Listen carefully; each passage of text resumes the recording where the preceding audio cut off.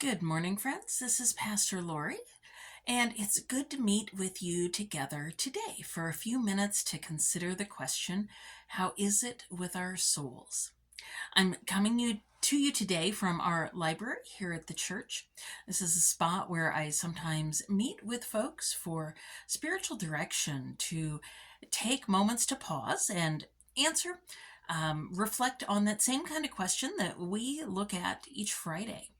Um, we usually keep one of the chairs empty in spiritual direction, and that is as a reminder that this is not just a conversation between two people, but that the Spirit of God is with us as we meet. And we're looking for those holy footprints that are woven into our daily lives. And I thought about that this week as I was reading in the next chapter of What Makes You Come Alive? A Spiritual Walk with Howard Thurman by Loretta Coleman Brown. And the chapter that I was reading this week is called The Meaning of All Things, Embracing Mysticism for Compassionate Social Action. Now, mysticism is sometimes a scary kind of term for some folks. Maybe the way that Howard Thurman best describes it, to just simply begin with, is by an experience that he had as a seminary student. He was walking home late one night from his school, and he noticed the sound of water. Now, he had taken that route many times before, and he had never heard even a drip. So this surprised him. And the next day he discussed what had happened with his professors. And one of them told him that a canal ran underneath the street where he was walking. But because there were most of the time when he walked this path, it was in the middle of the day or early in the evening, and the street was noisy with streetcars and automobiles and passers-by. It was only when he walked it late at night, in the quiet, that he could discern the sound of water. And to him, this reflected well what sometimes happens in our minds, the inner chatter and the busyness of life that gets in the way of our being aware of God's presence. That normally it's not that God isn't there, God is always there, but that sometimes our attention is so drawn to the other things in life that we simply don't have time to pause, to let all those things rumbling quiet down and be aware of God's presence with us. Thurman liked to call this centering down. And he acknowledged that what attracts and holds our attention determines how and when we'll experience God. And that part of the best ways that we practice our faith involve learning how to wait, learning how to quiet the mind and spirit so that we can better sense where God is at work in us and in the world around us. Mysticism for Thurman was at its heart a very simple thing. That mystics are people who have a personal experience or an encounter with God. Simply that. Doesn't have to meet any certain type of criteria, doesn't have to happen in any specific place, but simply if someone is open to noticing God, that they can check that little box that says mystic. And that happens sometimes best in the middle of ordinary life, when we're able to find those quiet moments as we go about our day-to-day, that it doesn't require, sometimes we think of a mystic and we picture somebody meditating up on a mountaintop, or someone who is withdrawn to a monastery, gone far away from the hustle and bustle of daily life. But for Thurman, he had his experiences of God right in the middle of life that was often very hard, life that was not simple or easy, or what we might say in today's language, privileged.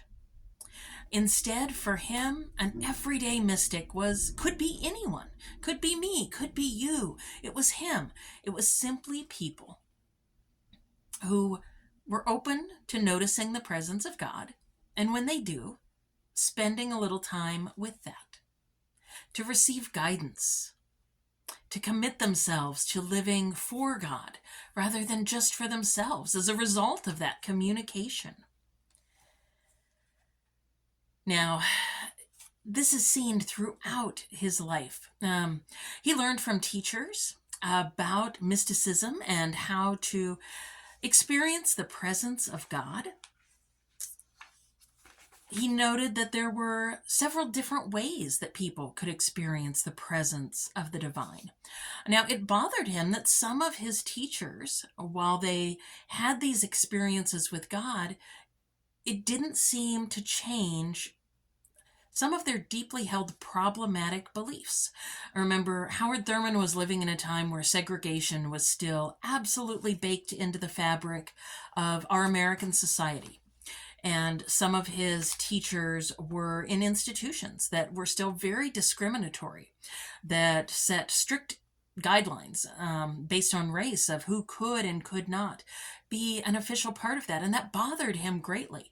How could someone be experiencing the presence of God and yet not turn around and put this into social action? Because the way Howard experienced it, the way Thurman did, was that those moments with God, where he sensed God's presence and heart and love, those stirred in him a desire to break down the barriers that would get in the way of anyone's union with God. That the things that were unethical and unjust and immoral, that those were at the heart of who God was, who God is, and what God wants for humankind. That God wouldn't want barriers that would say this type of person can relate to God in this way, but this kind of person can't. He knew, Thurman did, that he would have to come to his own understanding, his own way of finding forgiveness for some of the reasons maybe people couldn't grasp that in their own lives. He noticed that there were different types of mystics. He noticed that unfortunately there were some who tried to use a connection with something greater than themselves for their own power, to build up their own empires, to try to get wealth or riches or control other people. He noticed there were some who this was simply a part of their religious experience, that they desired this prayer and intimacy with God, and it would build their own personal faith, but it didn't really extend outward.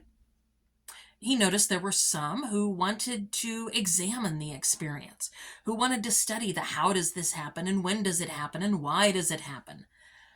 He noticed that there were others who believed that this light of God's presence is always within people, and it's a matter of attuning oneself to that in order then to live it out in the world.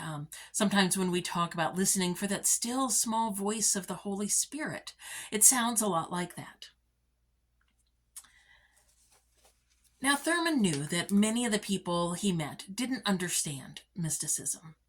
And so one of the ways it played out in his life is it was almost always linked to reaching out on behalf of others. His encounters with God were never just for himself. They were never only to bolster his own faith.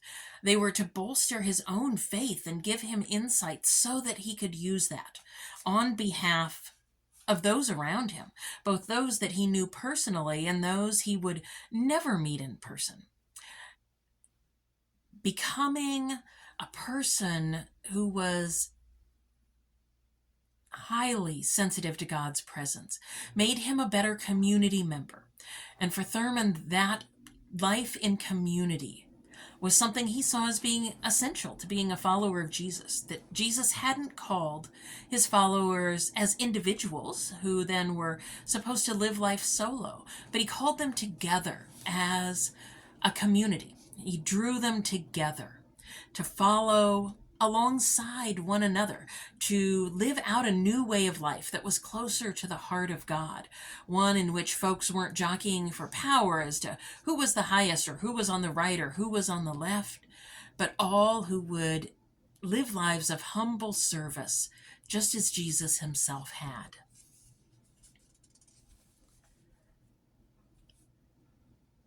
Thurman found it fascinating that the more he noticed the presence of God around him, the more he purposely sought quiet, the more he purposely withdrew, even temporarily in the midst of daily life, that it made it easier to do so in the future. And he believed, now this was long before the days of neuroscience, that these encounters actually changed his brain, and that anyone who experienced these, that they actually change the way we interact in the world, that it's not just a mental switch that gets flipped in the way we think, but that it actually makes it more possible for us to be different in the world, to truly begin to reflect God more deeply. And that even in times of suffering, now again, Thurman never excused suffering. He never excused the hardships and the injustices that he saw surrounding him daily. He never said, well, that's just the way things are. That's just the structure where some people have to be higher than others, and this race is better than that race.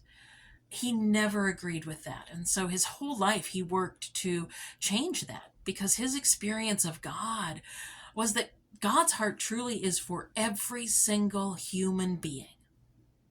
Every single one. That there was never a person that God looked at with anything other than first the eyes of love. Now, would people's actions grieve God greatly? Yes, absolutely. People are capable of great harm, even those who claim that they're doing that harm in the name of God. But Thurman believed that at the root of God was love, and that it was through these experiences with God that our experiences of suffering could be turned outward to community. And he once wrote, despite the personal character of suffering, the sufferer can work their way through to community. This doesn't make their pain less, but it does make it inclusive of others. Sometimes we discover through the ministry of our own burden a larger comprehension of those around us, whose presence we become aware of in our own darknesses, that are companions along the way. Maybe you've experienced that in your life, that through a time of hardship and suffering, you became more aware of what it was like to go through a particular kind of hard time. Maybe you always have taken good health for granted until something came along and you realized, oh, by going through your own experience of a health challenge, whether that was short term or whether chronic, you had a new understanding of what it's like to deal with that. We could insert a whole variety of other experiences, those things that unless we ourselves have bumped up against them, it may be harder to understand. But that this quiet time with God helps us in the midst of those to develop strength and courage and vitality to help make this world a better place, because that is what God would desire. Not just that we experience a better place in the afterlife, as wonderful as that is, as much of a comfort as that is, but that Jesus, in so many of his teachings, called for change and action in the here and now as well, not as a way to earn our way to salvation, but as an outgrowth of being changed by God's presence. Thurman believed that Jesus really expressed this quality of what we might label a mystic, someone who had these personal experiences with God. He wrote, mystical consciousness was a part of Jesus' life. It deepened his sense of self and his intimacy with God. Jesus' whole identity depended on these meetings with God, these times of quiet, and they made him sure of God's presence, love, and commission for a ministry of love that frankly was deeply misunderstood, and it was so threatening to those in power in his day that it landed him on a cross. I say his teachings were not popular with the religious establishment of the time. Say sometimes it's easy for us who have grown up in what's been a Christian nation to assume that folks then embraced the teachings of Jesus, but they were every bit as radical then. as they can be now. Sometimes preaching hatred gains far more followers than preaching love and grace does, in that strange kind of irony.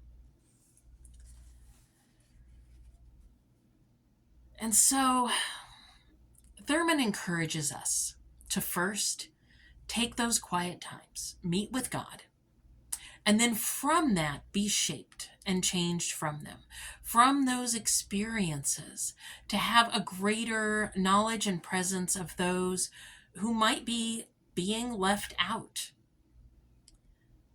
He wrote that social action is an expression of resistance against whatever separates one from the experience of God, because that experience of God, that's the root of our beings. And so anyone who would get in the way of that for someone else or for ourselves, that needed to be rooted out. And he saw this outgrowth of social action not as some modern day trend, but that was a natural flow from meeting with God. And it wasn't just to improve the conditions of society, as good as that outcome was.